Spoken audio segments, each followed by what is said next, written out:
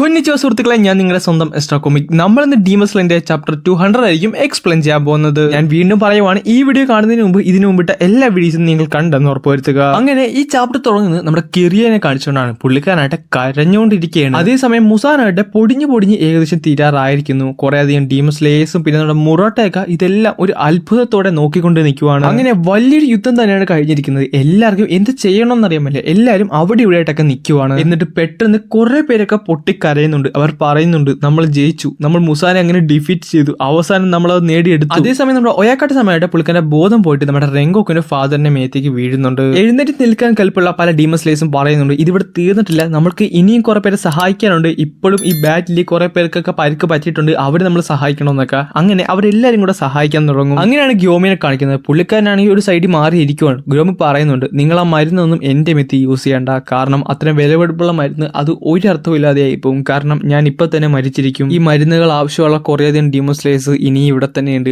അവർക്ക് ആവശ്യമാണ്, അവർ നിങ്ങൾ സഹായിക്കും. പുള്ളിക്കാരനെ രക്ഷിക്കാൻ വന്ന 2 ഡീമൺ സ്ലേയേഴ്സ് അവിടെ ഒന്നും മിണ്ടാതെ തന്നെ നിൽക്കുന്നുണ്ട്. അവർക്ക് എന്ത് ചെയ്യണമെന്ന് അറിയാമല്ല. അപ്പൊ നമ്മുടെ ഗ്യോമി പറയുന്നുണ്ട്, ഇതിന്റെ അവസാനത്തെ ആഗ്രഹമാണ്, നിങ്ങൾ അതൊന്ന് നിറവേറ്റി തരണം. പെട്ടെന്ന് ഗ്യോമിയുടെ കയ്യിൽ ആരോ നിന്ന് പിടിക്കും. അങ്ങനെ ഗ്യോമി എണീച്ച് നോക്കാനടുത്ത് പറയുന്നുണ്ട്, ഓ ഇത് നിങ്ങളായിരുന്നു. നെക്സ്റ്റ് പാനലിൽ നമ്മുടെ ഗ്യോമി ഒരു ഡീമൺ സ്ലേയർ ആകുന്നതിന് മുമ്പ് കുറെ അധികം പിള്ളേരോട്ടല്ല താമസിച്ച് അവരെല്ലാവരും നമ്മുടെ ഗ്യോമിയുടെ ഫ്രണ്ടിൽ വന്ന് നിൽപ്പുണ്ട്. എല്ലാവരും ഒരു സ്വരത്തിൽ പറയുന്നുണ്ട്, ഗ്യോമി ഞങ്ങളോട് ക്ഷമിക്കൂ. എന്നിട്ട് അവർ ഇങ്ങനെയാണ് പറയുന്നത്, അതായത് ഞങ്ങളന്ന് ചെയ്തതുകൊണ്ട് നിനക്ക് കുറെ അധികം ബുദ്ധിമുട്ടുണ്ടായി എന്നറിയാം, പക്ഷെ ഞങ്ങളന്ന് ഓടിപ്പോകാനല്ല ശ്രമിച്ചത്. ചേട്ടന് കണ്ണ് കാണാൻ പറ്റാഞ്ഞതുകൊണ്ട് ചേട്ടനെ ഞങ്ങൾക്ക് രക്ഷിക്കണമെന്ന് ആഗ്രഹം ഉണ്ടായിരുന്നു, അതുകൊണ്ട് പുറത്തിരിക്കുന്ന ടൂൾസ് എടുക്കാനാണ് ഞാൻ പുറത്തേക്ക് ഓടിയത്. ഞാൻ ഓടിയത് മറ്റുള്ളവരെ വിളിക്കാൻ വേണ്ടിയാണ് ഓടിയത്. ഗ്യോമിക്കാണെങ്കിൽ തീരെ മേലെ, പുള്ളിക്കാരൻ കണ്ണൊക്കെ അടഞ്ഞു പോകുന്നുണ്ട്. പുള്ളിക്കാരൻ പറയുന്നുണ്ട്, സോ അങ്ങനെയല്ല സംഭവിച്ചത്. അപ്പോൾ അവിടുത്തെ ഒരു പെങ്കൊച്ച് പറയുന്നുണ്ട്, ഞങ്ങളോട് ക്ഷമിക്കൂ, കൈയാക്കുവേണ്ടി ഞങ്ങളുടെ കൂട്ടത്തിലേക്ക് കൂട്ടാൻ എനിക്ക് തോന്നിയില്ല. അങ്ങനെ ക്ഷമയും പറഞ്ഞുകൊണ്ട് എല്ലാവരും നമ്മുടെ ഗ്യോമിയുടെ ചുറ്റും നിന്ന് കരഞ്ഞുകൊണ്ടിരിക്കുകയാണ്. അതൊക്കെ നമ്മുടെ ഗ്യോമിയുടെ കണ്ണിൽ നിന്നും കണ്ണുനീര് വരാൻ തുടങ്ങും. എന്നിട്ട് പുള്ളിക്കാരൻ പറയും ചെയ്യും, എന്നോട് ക്ഷമിക്കൂ,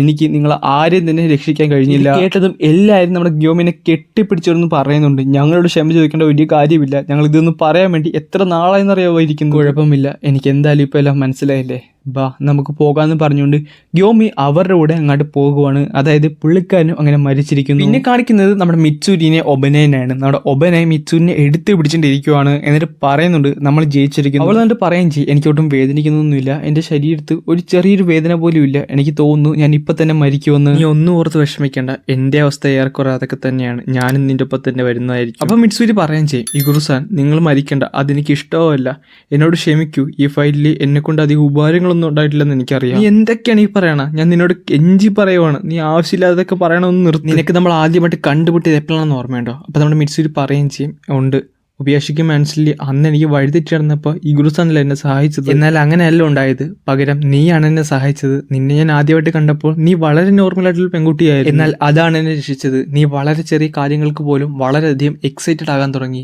നിന്റെ ചിരി ഒരു പകൽ പോലെ വെളിച്ചമായിരുന്നു. നീ ഒരു പിള്ളേരാകാൻ എന്തുമാത്രം കഷ്ടപ്പെട്ടെന്ന് എനിക്ക് ഊഹിക്കാവുന്നതേ ഉള്ളൂ. എന്നിട്ടും നീ അതിന്റെ ഒരു പൊട്ടി പോലും നിന്റെ മുഖത്ത് കാണിച്ചിരുന്നില്ല. നീ എപ്പോഴും ചിരിച്ചുകൊണ്ടേയിരുന്നു. എനിക്ക് നിന്റെ കൂടെ സംസാരിക്കാനും നിന്റെ കൂടെ ഇരിക്കാനൊക്കെ വളരെയധികം ഇഷ്ടമാണ്. കാരണം അങ്ങനെ ഇരിക്കാൻ നേരത്ത് ഞാൻ ഒരു സാധാരണ മനുഷ്യരാണെന്ന് എനിക്ക് തോന്നിപ്പോവും.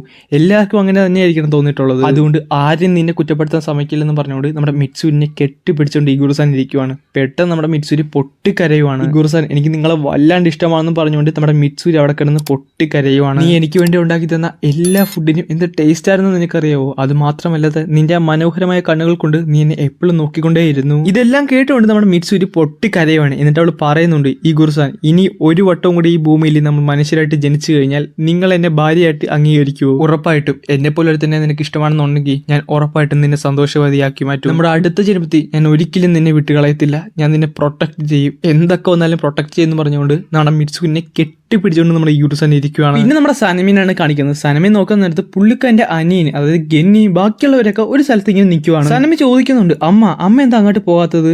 അവിടെ എല്ലാവരും നിപ്പുണ്ടല്ലോ, അമ്മ എന്താ അങ്ങോട്ട് പോകാത്തത്? ഏട്ടാ എനിക്ക് അങ്ങോട്ട് പോകാൻ പറ്റത്തില്ല.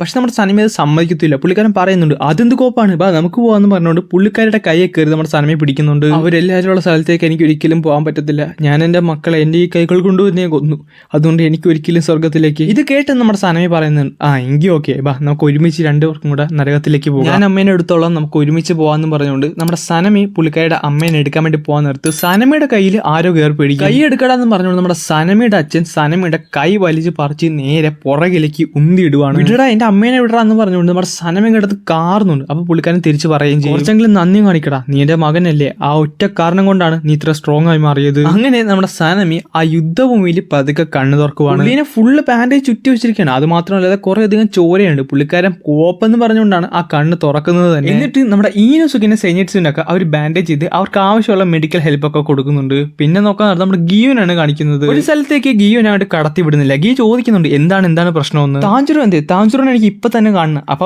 പുള്ളിക്കാരൻ പറയും ചെയ്യും, ഞങ്ങൾ ഫസ്റ്റ് എയ്ഡ് ചെയ്യാൻ വേണ്ടി ഇങ്ങനെ നിൽക്കുകയെന്ന് പറയുന്നത് ഗിയോ ദൂരെ താഞ്ചുറോനെ കാണും. താഞ്ചുറോട്ടെ അവിടെ മുട്ടും കുത്തി കിടക്കുവാണ്. അവന്റെ ചുറ്റിനുമായിട്ട് കുറെ അധികം ഡീമൺ സ്ലേയേഴ്സ് നിന്ന് കരയുന്നുണ്ട്. നമ്മുടെ താഞ്ചുറോട്ടെ ശ്വാസം എടുക്കുന്നില്ല. അത് മാത്രമല്ല പുള്ളിക്കാരന് ഹൃദയം ഇടിപ്പില്ല. പുള്ളിക്കാരൻ മരിച്ചിരിക്കുന്നു. പെട്ടെന്ന് താഞ്ചുറോ ചിരിക്കുന്ന ഒരു ഫേസ് നമ്മുടെ ഗിയുവിന്റെ മനസ്സിലേക്ക് വരും. അത് ഓർക്കാൻ നേരത്തെ തന്നെ നമ്മുടെ ഗിയു അവിടെ കിടന്ന് വിങ്ങി പൊട്ടി കരയുവാണ്. എന്നിട്ട് വിങ്ങി പൊട്ടിക്കൊണ്ട് പതുക്കെ നടന്ന് നമ്മുടെ താഞ്ചുറോടെ ഫ്രണ്ടിൽ വന്നിരുന്നിട്ട് പറയുന്നുണ്ട്, അങ്ങനെ ഒരാളെയും കൂടെ എനിക്ക് സംരക്ഷിക്കാൻ പറ്റിയില്ല. എനിക്ക് ഇഷ്ടമുള്ളവരെല്ലാവരും എന്റെ കൺമുമ്പിൽ നിന്ന് മരിക്കുവാണ്. എന്നെ മാത്രമേ എല്ലാവരും രക്ഷപ്പെടുത്തുന്നുള്ളല്ലോ, എന്നോട് ക്ഷമിക്കുമെന്ന് പറഞ്ഞുകൊണ്ട് നമ്മുടെ ഗിയു അവിടെ കിടന്ന് കരയുവാണ്. അതേസമയം നമ്മുടെ നേസുകായിട്ട് ദൂരത്ത് നിന്ന് കരഞ്ഞുകൊണ്ട് ഓടി വരുന്നുണ്ട്. താഞ്ചുറോ മരിച്ച് അവിടെ നമ്മുടെ ഗിയു ഇരിക്കുന്നു. ചുറ്റിനും കുറെ ഡീമൺ സ്ലേയേഴ്സ് ഇരിക്കുന്നത്. ഇങ്ങനെയാണ് ഈ ചാപ്റ്റർ ഇവിടെ അവസാനിക്കുന്നത്. കഥ ഇവിടം കൊണ്ട് തീർന്നു എന്ന് നിങ്ങൾ വിചാരിച്ചാൽ നിങ്ങൾക്ക് തെറ്റ്. നെക്സ്റ്റ് ചാപ്റ്ററിൽ നിങ്ങളെ കാത്തിരിക്കുന്നത് ഒരു ഹ്യൂജ് ആയിട്ടുള്ള കാര്യമാണ്. നേരത്തെ വായിച്ചവരാരും തന്നെ കമന്റ് ബോക്സിൽ സ്പോയിലേഴ്സ് കൊടുക്കില്ല. അടുത്ത ചാപ്റ്ററിൽ അവർ കേട്ട് അത് മനസ്സിലാക്കട്ടെ.